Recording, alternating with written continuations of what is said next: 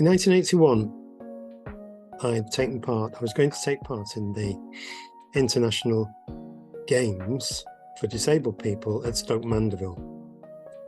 I'd been chosen for the British team because I'd gone down with a group of friends of mine who were in Manchester Disabled Athletes, and most of them, in fact, had, in that time, this 1981, had polio like me. And I went in for swimming, and because I'd done a lot of swimming, because I'd loved doing it, it was the only form of exercise that I could do and do well, I found that I was quite fast, and they selected me for the internationals.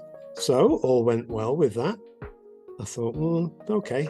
I wasn't too impressed by the setup at Stoke Mandeville. It was very paternalistic and old-fashioned. And I also somewhere heard a rumour that the South Africans were participating in the international games that were coming up. That's in 1981, in June, I think. And so I didn't want to participate in anything that the South Africans were involved in because it was an apartheid state and they'd been banned from all other games. Just disabled games had not been under this ban. So I rang up Anti Apartheid in London and said, look, I'm thinking of withdrawing from these games. I thought I'd just let you know. And they said, what? We've been hoping somebody would get in touch with a disabled athlete because we want to publicise the fact that it hasn't been banned yet in disabled sport. So I went down to London, was involved in a press conference, public withdrew, and there was a lot of publicity at the time. My 15 minutes of fame, or so I thought. And so I withdrew from the games, and I was involved in Disabled People Against Apartheid, a group that was aiming to publicise the fact that the apartheid regime was very bad for disabled people, and also to get them banned from the international games, which we eventually did after about 2 or 3 years of protests outside the gates of Stoke Mandeville.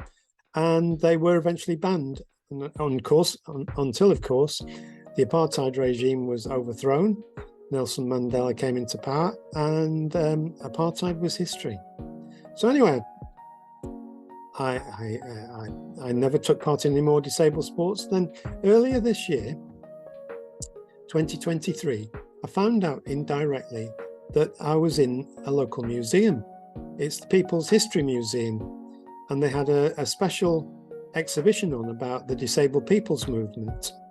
And somebody said that I featured in that. So I went along and I found that there was my letter withdrawing from the international games and an explanation of what I'd done on the wall. No photo, no explanation, nobody got in touch with me, but still I was quite proud for that had happened.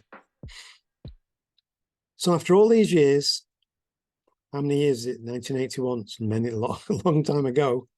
Here I am in an exhibition, a part of a museum exhibition in Manchester in 2023.